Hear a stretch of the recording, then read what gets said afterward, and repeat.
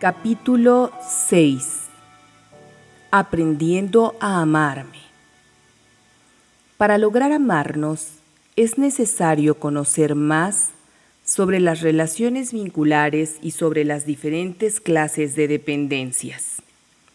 Una relación sana se construye, ya sea con otros o con nosotras mismas. El proceso ideal tiene 4 etapas e inicia cuando nacemos, absolutamente dependientes de nuestra madre, y culmina cuando aproximadamente 25 años después llegamos a la interdependencia y somos capaces de amarnos, amar al otro y ser amadas en una relación de pareja estable, profunda y duradera. En este camino existen etapas intermedias: la contradependencia, la autodependencia o mal llamada independencia y al final la interdependencia. Las vivencias desde nuestra primera infancia son determinantes para nuestras relaciones futuras. Y aunque infancia no sea destino, la forma en la cual dependemos cuando somos adultas tiene mucho que ver con el tipo de familia en la que nacimos y crecimos. Según Erich Fromm, existen familias simbióticas. Simbiosis es la relación estrecha entre dos organismos que no pueden vivir el uno sin el otro. En una familia simbiótica, algunos miembros son totalmente dependientes entre ellos, de manera que tienen muchas barreras para llegar a autodepender o independizarse. En muchas sociedades tradicionales como la nuestra, es el caso especialmente de las niñas. Las raíces del problema de la codependencia cuando somos adultas está en esta simbiosis madre-hijo que se perpetúa muchas veces más allá de lo necesario. Esta dependencia es normal y muy deseable en etapas muy tempranas de la vida después del embarazo, pero deja de ser saludable si se hace permanente a medida que el bebé deja de ser un bebé. El embarazo podría entenderse como una forma de simbiosis, es decir, la madre y el bebé son uno durante 9 meses. Si uno de los dos muere, la vida del otro peligra de manera inmediata. Al cortar el cordón umbilical, hay una separación física sin precedentes en la vida del bebé. La madre ya había vivido una separación como esta al nacer, cuando fue separada de su propia madre. Es esta representación la que necesito tengas clara porque te servirá para cortar los vínculos incestuosos a nivel emocional, entre comillas, y cortar ese cordón con la madre a nivel psicológico y emocional, retomando el camino sano, donde tu madre quedará separada de ti y tú tomarás el camino de la autodependencia, iniciando el proceso de individuación del que hablaremos profundamente más tarde. Desafortunadamente, a veces sucede que a medida que el hijo crece, la madre que debería concederle el permiso para pasar a la contradependencia, rebelarse y llegar de esta manera a la autodependencia para romper esta simbiosis, no lo hace. Y entonces se necesita a un tercero para romper esta dependencia insana, porque es necesario aprender que en la vida hay más que dependencias insanas hacia la madre y la familia. Regularmente, esta tercera persona es el padre, Cuando no hay un padre, esta persona puede ser un terapeuta. Si el padre no hace bien su tarea, a pesar de que exista una madre que lo protege y a pesar de que ese niño ama a su madre como todo niño, es el padre quien deberá tomar la mano del niño y romper ese vínculo, comprobando que existe la contradependencia, la autodependencia y al final la interdependencia.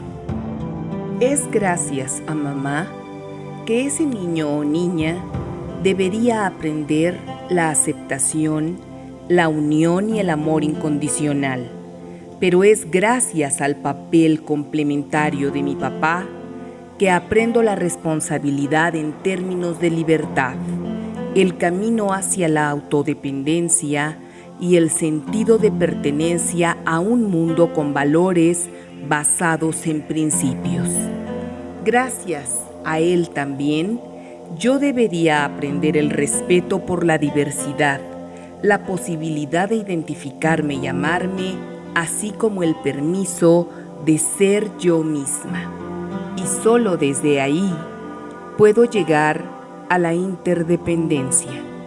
Así de importante es el papel del padre y también el de la madre, porque si la madre no lo permite, el padre nunca podría hacer su trabajo. ¿Y qué ocurre en el caso de las mujeres que no tuvimos un padre así? ¿O que si lo tuvimos no lo hizo bien? Si este es tu caso, tendrás que elegir romper los cordones umbilicales a nivel emocional por ti misma y convertirte en tus propios padres. ¿Cómo? ¿Cómo puede hacerse eso? Te estarás preguntando. Interiorizando su figura mediante un proceso que se hace en terapia o en un taller terapéutico. El que yo realizo con mis pacientes se llama Taller del Niño Interior y en él trabajo arduamente en el tema del autoparentaje. Podrías buscar algo parecido en tu región. Quizá podrías hacer el proceso leyendo un libro o quizá también haya otras formas, pero yo las desconozco.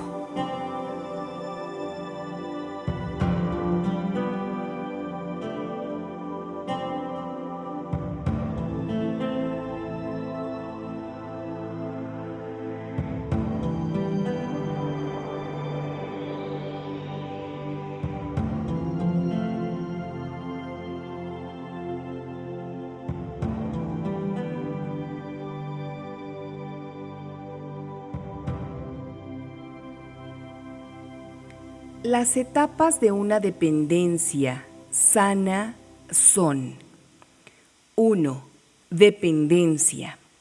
2. Contradependencia. 3. Autodependencia o mal llamada también independencia. 4. Interdependencia. Como ves, aquí no está contemplada la codependencia.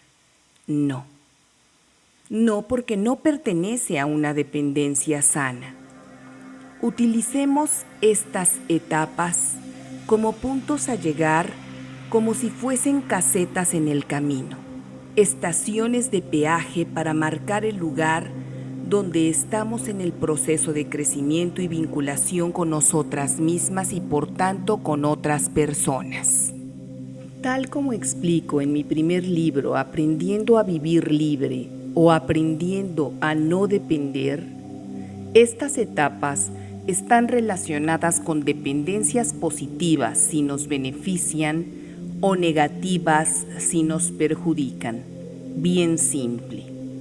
Cuando tenemos un mal mapa, nos desviamos a una etapa insana donde a veces nos perdemos y no retomamos el camino correcto nunca. Entonces llegamos a la codependencia. Voy a explicar cada etapa para que podamos distinguir que hay dependencias muy enriquecedoras e inteligentes para relacionarnos en pareja y en grupo, y otras que no lo son. Para clarificar cada concepto, he preparado esquemas que permiten entender mejor cómo nos situamos en cada una de estas dependencias.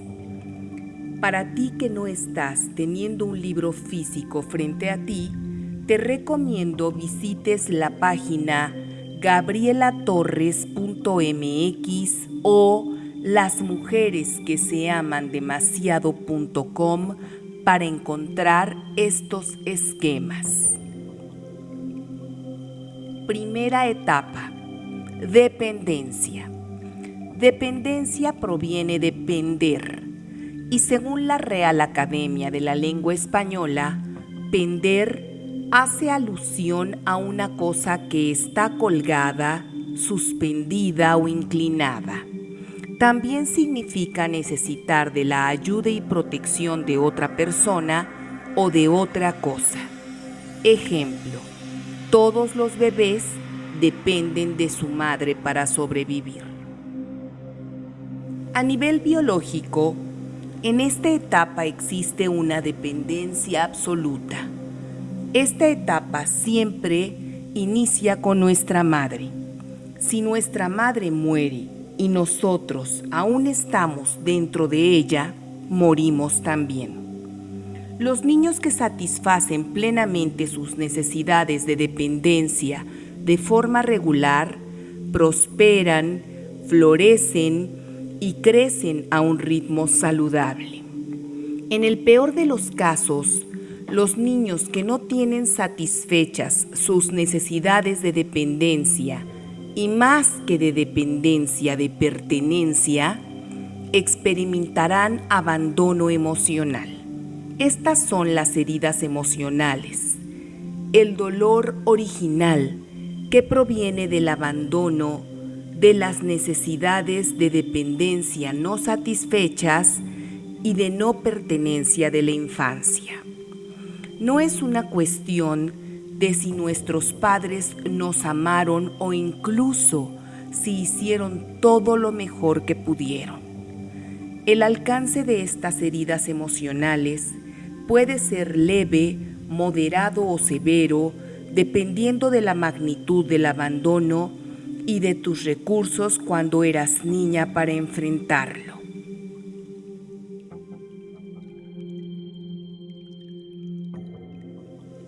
A veces, este tipo de heridas en la infancia puede deberse a la disfunción familiar o al abuso sexual.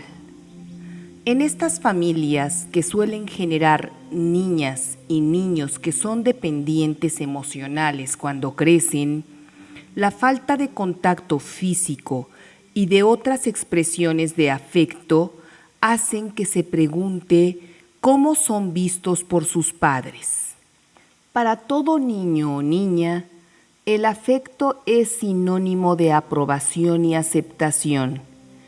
Y si existe ausencia de afecto y contacto físico, o ese contacto físico es de abuso, ese niño tendrá huellas de inseguridad y dudas sobre si es suficientemente bueno o buena para ser aceptada o aprobada y baja autoestima.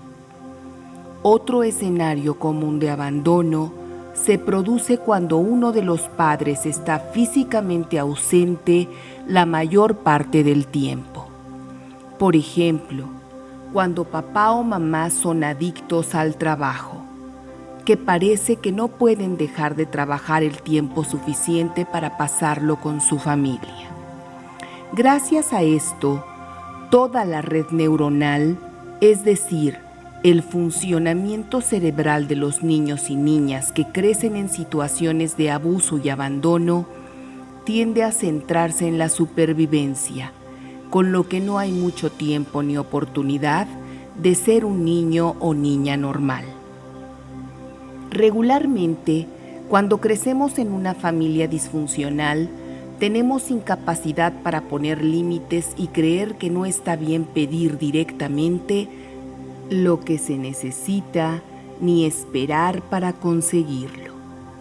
Así, estos registros cerebrales y el hacer un seguimiento de los comportamientos que ayudan al niño a obtener lo que necesita quedan registrados en sus redes neuronales para crear comportamientos llamados habilidades de supervivencia.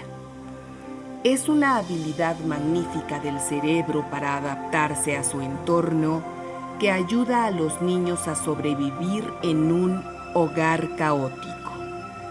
Cierto, pero estas mismas redes de supervivencia que les ayudaron a sobrevivir, vale la redundancia, en la infancia, como no hables, no pienses y no sientas, junto con la hipervigilancia y la dificultad para regular nuestras emociones de niñas, pueden interponerse en el camino hacia nuestra salud emocional, de nuestras relaciones vinculares con los otros, de nuestra relación con nosotras mismas. Sí, muchas de las mujeres adultas que no se aman no se sintieron seguras desde niñas, ni pudieron conocer la paz y la tranquilidad en su relación con sus padres. No pudieron relajarse siquiera y desde entonces se acostumbraron a la adrenalina, a estar siempre en guardia y explorando su entorno en un estado de alerta para evitar el peligro. Para sentirse seguras en un ambiente inseguro, las niñas y niños utilizan un mecanismo de defensa llamado idealización. En otras palabras, los niños pequeños ponen a sus padres en un pedestal. Necesitan verlos perfecto. Necesitan pensar que sus padres todo lo saben, que sus padres son criaturas semejantes a sus superhéroes. Sí, esto hace que se sientan seguros, ya que piensan, nada me puede pasar. Mi papá o mi mamá me protegen y son perfectos. Y esta divinidad está más allá del reproche o la crítica en la mente inocente de un niño. Posteriormente, ocurre lo mismo con su pareja, pues nuestra pareja toma el lugar de nuestros padres. Una niña no piensa así. Bueno, sé que mi padre tiene un problema con la bebida, pero yo no tengo que dejar que esto afecte mi autoestima cuando rompe sus promesas y me grita todo el tiempo. No. En la mente de esa niña pequeña surge algo como esto. Si yo fuera mejor, mi padre no bebería. O, si yo fuera una niña buena, mi mamá no me gritaría tanto. Debido a la idealización, para los niños pequeños, los padres tienen todo el poder y el niño no tiene ninguno. Están totalmente sometidos y comprometidos con sus padres. Como resultado, el niño comienza a desarrollar un sentido de imperfección que genera dependencia emocional. Cuando crecen, esas niñas se dicen a ellas mismas: nadie me puede querer, yo no merezco. Claro, hay tantas cosas mal en mí. Soy estúpida, floja e indigna de la atención y el amor de nadie. En la relación de pareja, estas niñas se identifican siempre en relación al otro y son claramente dependientes emocionales. Es una dependencia simbiótica y de sumisión. No sé dónde termino yo y dónde empiezas tú. Narrativa del tipo tú me haces feliz. No sé dónde terminas tú y dónde empiezo yo, como no lo sabía cuando era un bebé dentro de mi mamá. Repito, una dependencia absoluta. Las palabras claves son si tú me cuidas, si tú me quieres, si tú me das, si tú me acompañas, etc.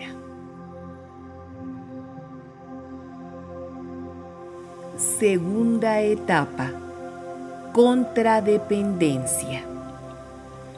En esta segunda etapa de contradependencia, encontramos la fase en la que nos desvinculamos de nuestra madre y que sigue de la primera etapa del camino de la vida, la dependencia.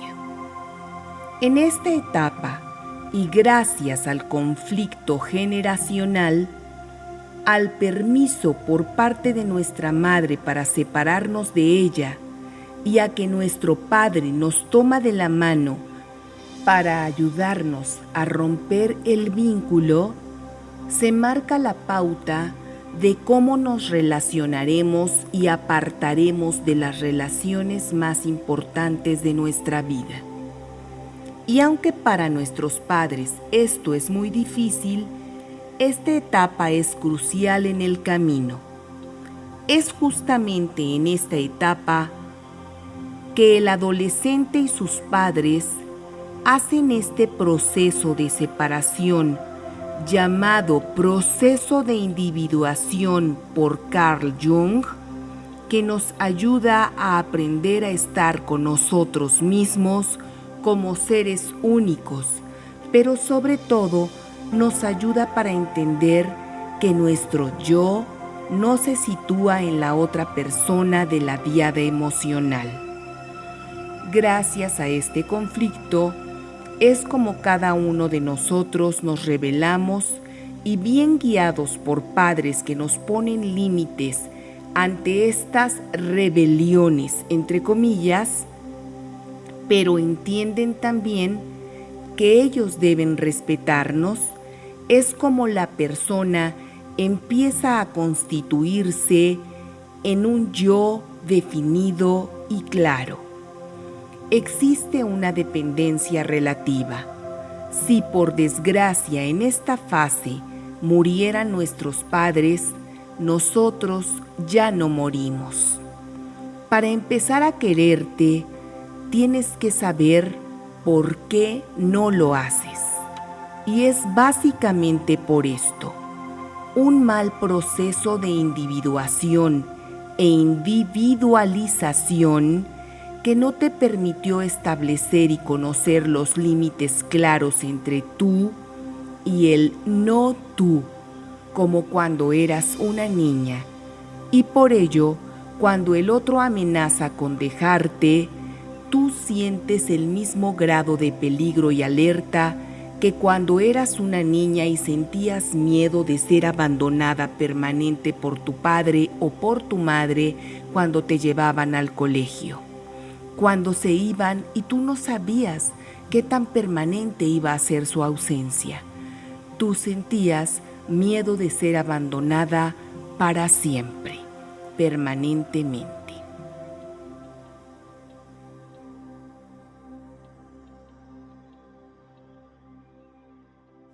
Autodependencia o mal llamada independencia. La gran mayoría de los autores llaman a esta tercera etapa independencia. Autodependencia es un término utilizado por primera vez en la literatura de autoayuda por el psiquiatra y escritor argentino Jorge Bucay, que me gusta mucho más que independencia, pues todos los seres humanos somos seres gregarios. Esto significa que seguimos una tendencia a agruparnos en manadas o colonias, y en el caso de los insectos o animales, o en grupos sociales, en el caso de las personas, y que necesitamos de un grupo al cual sentirnos pertenecidos para poder desarrollarnos óptimamente. La total independencia, el aislamiento total de la influencia de los demás, nos privaría del compañerismo, de la amistad, del matrimonio. Es por ello que considero que la absoluta independencia es imposible, porque una persona adulta y funcional que elige ser autodependiente consigue así el equilibrio entre disfrutar y estar con los otros, pero también disfrutar estar con ella misma. Por ello no estoy de acuerdo con usar el término de independencia y elijo usar el término de Jorge Bucay. En esta tercera etapa, la persona se está constituyendo como tal, se hace cargo de ella misma, depende de ella misma, entra en un nuevo modo de relación con los demás. El niño o niña se convierte poco a poco en un adulto o adulta que depende de él o ella misma, superando una serie ininterrumpida de experiencias de aprendizaje y de duelos.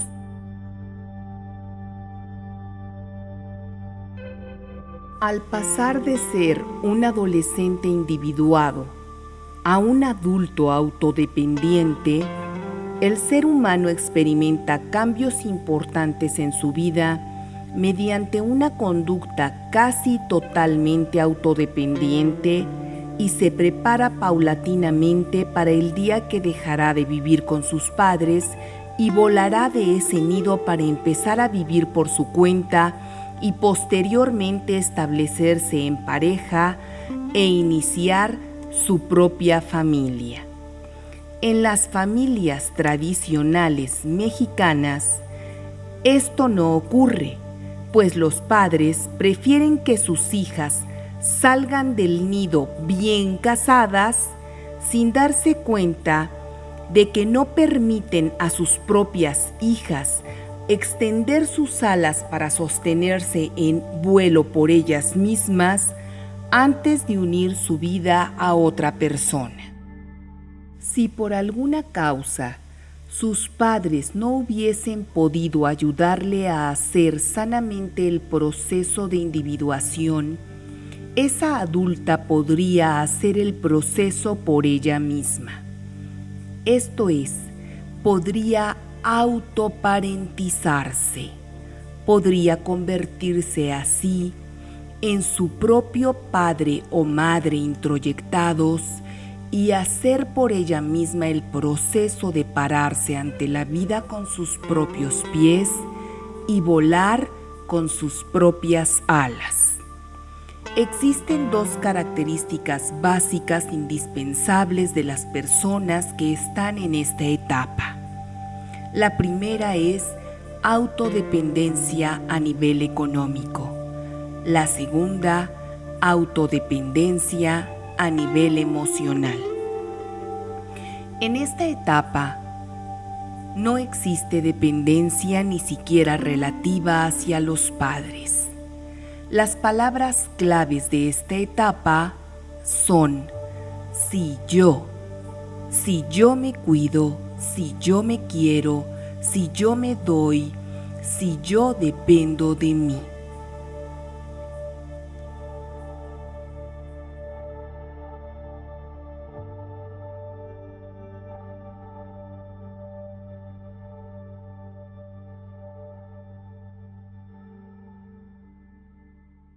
Interdependencia. Cuando ya no necesitas estar con el otro, estás lista para la siguiente fase. Interdependencia.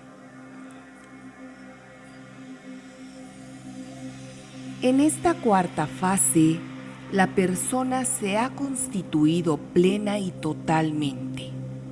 Puede desarrollarse sola y también vivir plenamente las relaciones de tipo simbióticas sin identificarse con ellas. Puede someterse a la autoridad o ejercerla sin perder su identidad. Si llegamos a esta etapa, tenemos una buena oportunidad de permanecer en la relación a largo plazo.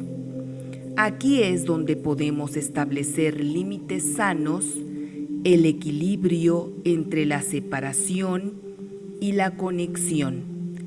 Tengo mi vida, tú tu vida y tenemos nuestra vida. Tenemos más o menos aceptada la mayoría de los defectos de nuestra pareja y el amor sigue de todos modos. La gente en una relación sana puede amar aunque no le gusten algunas cosas del otro. Se denomina diferenciación y es un signo de que estamos muy cerca de la verdadera intimidad. Existen mucha consideración y valor. Consideración por los derechos del otro y valor para poner límites asertivos y cuidar al otro. Las mujeres que se aman demasiado ya han llegado hasta esta etapa donde las palabras clave son nosotros y te amo, pero no te necesito. Mi vida, tu vida y nuestra vida. Tú eliges lo tuyo, yo elijo lo mío, y si llegamos a coincidir será genial, y si no, nos tomamos de la mano y buscamos juntos terceras alternativas que nos ayuden a coincidir.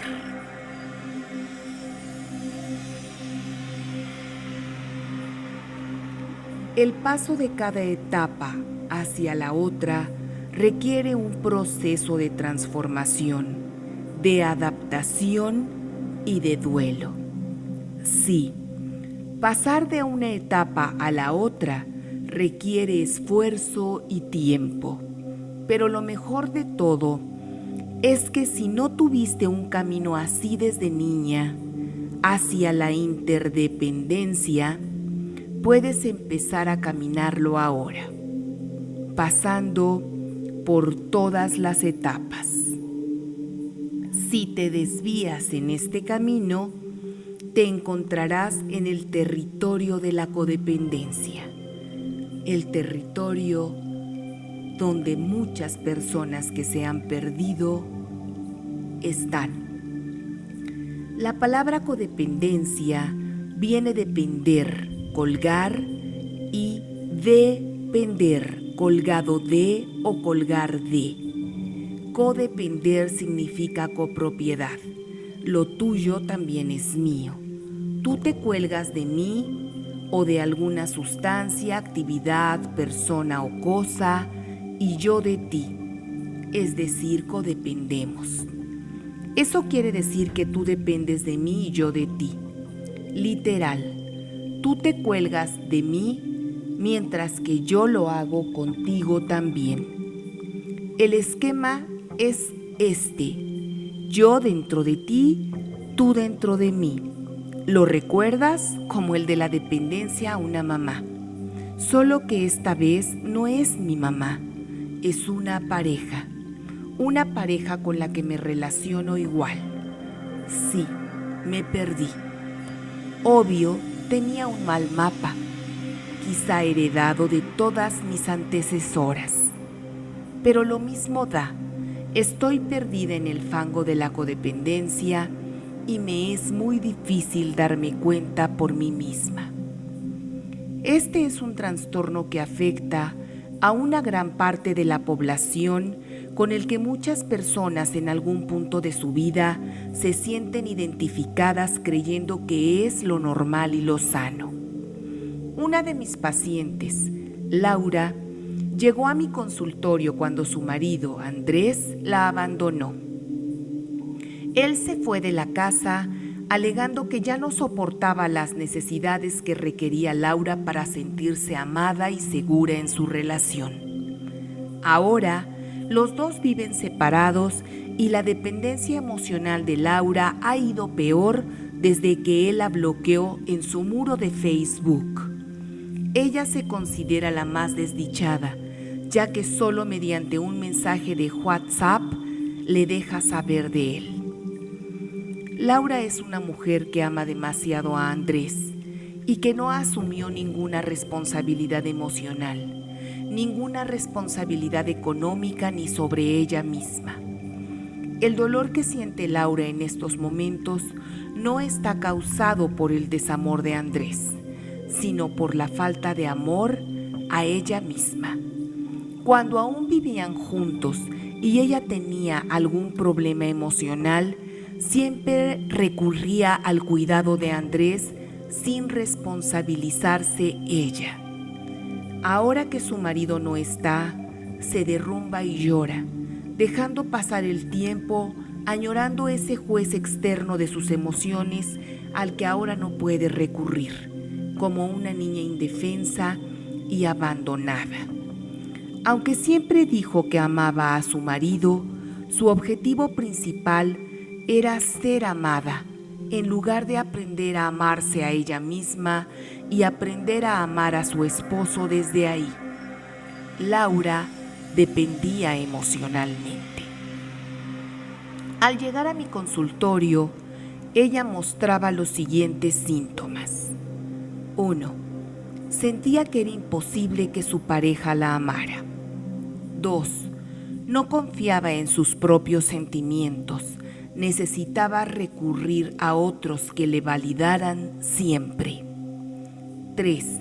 Necesitaba la atención de diferentes personas para sentirse bien. 4. Tenía miedo al rechazo. 5. No sabía qué hacer con ella misma cuando estaba sola. 6. Tenía mucho miedo a estar sola. 7. Sentía un enorme vacío por dentro. 8.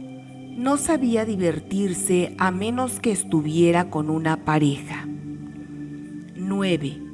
Era muy celosa y posesiva. 10.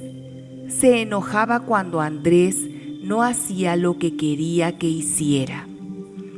11. Responsabilizaba a su pareja de todo lo que iba mal en la relación, por sus miedos, por sus enojos, por la incertidumbre, etc. Creía fervientemente que su seguridad dependía de Andrés y no de ella. Frecuentemente estaba deprimida, enojada y se sentía culpable. Estaba a menudo deprimida, enojada, avergonzada por cualquier cosa. No asumía la responsabilidad de sus propios sentimientos, pensamientos y acciones. Salir de ese territorio tiene su precio. El costo del peaje o caseta es el bien llamado síndrome de abstinencia. A veces, seguido también del proceso de duelo. Otras, de manera simultánea, que se caracteriza por los siguientes síntomas: pensamientos obsesivos y fantasiosos relacionados con la antigua pareja, idealizar los buenos momentos e ignorar los malos, haciendo que la sensación sea mucho más dolorosa. Existe una necesidad casi incontrolable y compulsiva de mantener algún tipo de contacto con la expareja, a pesar del sufrimiento y humillación pasadas. Angustia, desesperación y ansiedad producida por la falta de contacto con la expareja. Intento de volver a tener una relación con la expareja, aunque ello implique humillarse y atente contra la dignidad propia. En este punto lo único que importa a la persona es apaciguar la soledad que le provoca la ruptura y llenar el vacío que siente. Dificultad para conciliar el sueño.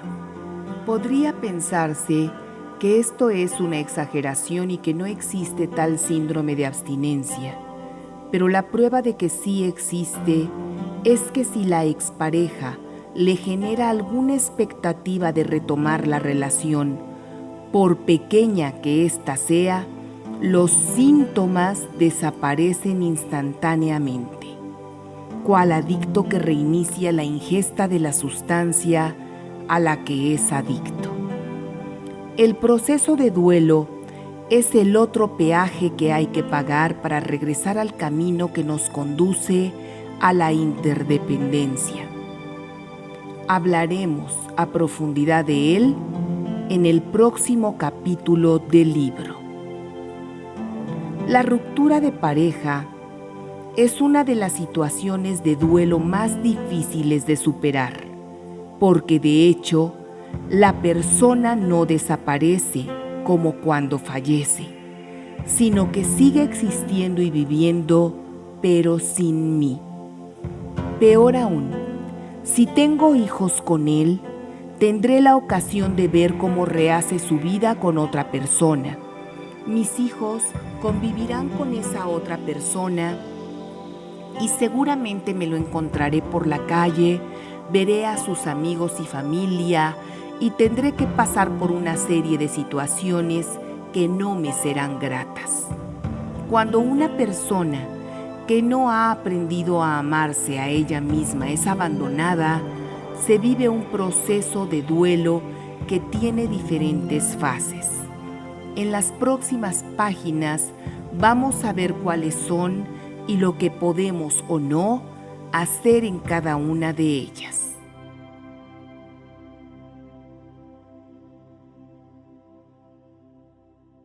Si sigues conmigo hasta aquí, gracias.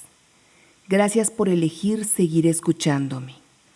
Gracias por elegir autoparentizarte, por abrazar este nuevo mapa y por elegir pagar los precios de corregir la ruta para tomar fuertemente el timón para retomar el camino correcto. Desde esa mujer que empezó a leerme hace ya más de 100 páginas, hasta esta que me lee ahora, ¿existe alguna diferencia?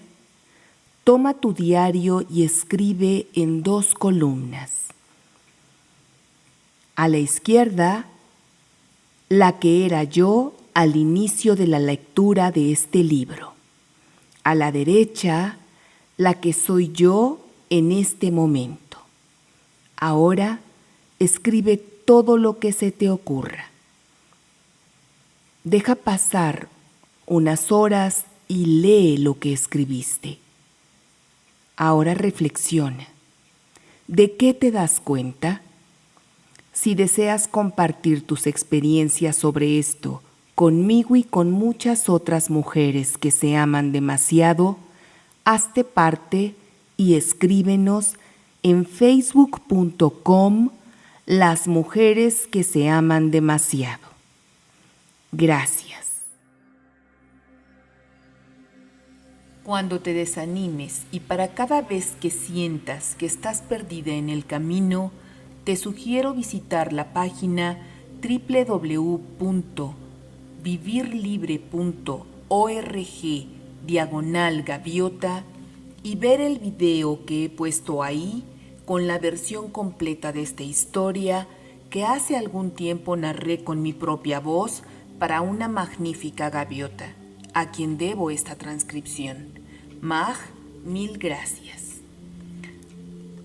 Antes de escribir el punto final, quiero dar las gracias y extender mi mayor reconocimiento para todos los que colaboraron conmigo para dar a luz este libro.